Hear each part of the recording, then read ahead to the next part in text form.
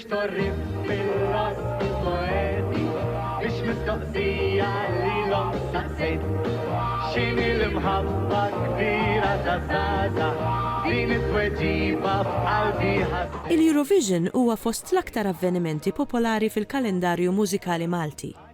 F'din ir-rokna iltqajna ma' Dr. Tony Sant, riċerkatur tal-ispettaklu, sabiex jgħaddilna ftit tarif dwar l-istorja tal-kanzunetti bil-Malti fil-Eurovision. Memx li dur l-isfel jarin, nistenna li jgħaddi l-ħin, u tirjal minni bittama fil-fontana nkun nistenni.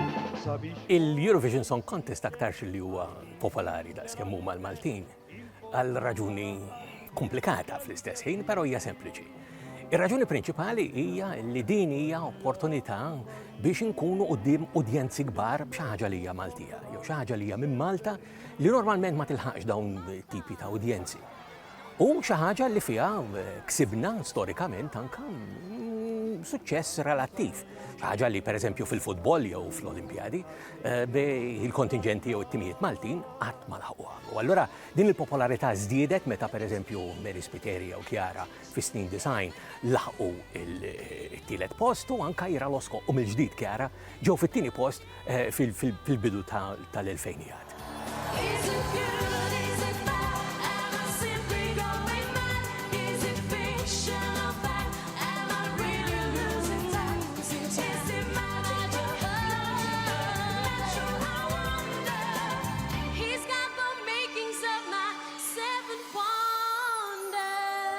Fil-Eurovision Song Contest, Malta ħadet sem bil-Malti 3 darbiet, propjament darbtejn u biċċa.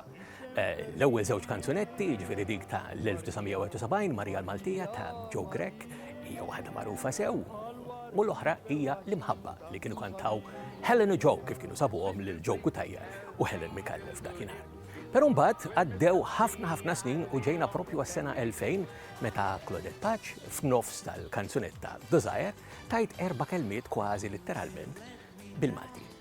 Apparti hekk, il-Malti ma jeżistix fil-Eurovision Song Contest matul is-snin. Ir-raġuni uffiċjali li kienet ingħatat għal xiex il-kanzunetti bil-Malti ma baqgħux jintbagħtu għal Eurovision Song Contest biex jirrappreżentaw lil pajjiżna kienet illi konna qegħdin niġu l-aħħar. U fil-fatt sew fl-1970 u sew fl-1972 Malta ġiet propju fl-aħħar post. Però din ma kienx l-unika darba li Malta ġiet fl-aħħar post. Għaliex għax il-kanzunetta I Do ta' Fabrizio Faniello fl-2006 ukoll ġiet fl-aħħar post u ma kienx bil-Malti. Dejjem ridlek, dejjem xtaqtek lilek ħabbejt.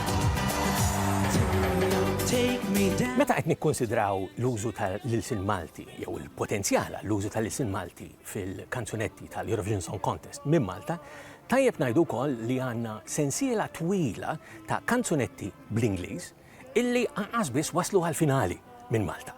Hawnhekk għandek lista twila ħafna. Tajjeb illi narawha malajr din il-lista.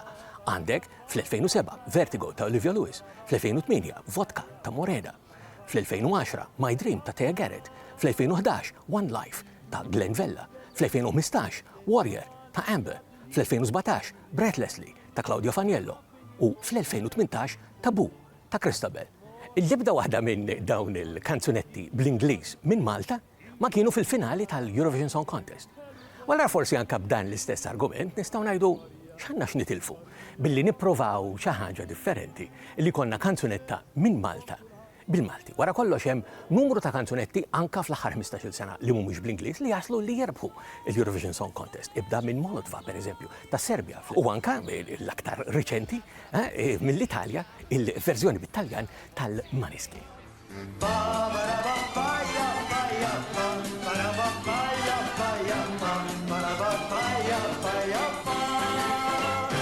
Memx li dur l-isfel jarin, nistenna li jgħaddi l-ħin, u tirjal li l-bittama fejn il-fontana nkun nistenni. Sabiex moħħi jsib is-serħ, qalbi tintela bil-ferħ, il-fortuna raħat Marja, Marja, Marija. Il-Sinna jixtieq jirringrazzja lill-Aġenzija Nazzjonali tal-Litterizmu, lill-Ministeru għall-Edukazzjoni u x-Xogħol, lill-Kunsill Nazzjonali tal-Ilsien Malti u lid-Dipartiment tal-Malti fil-Fakultà tal-Arti l-Università.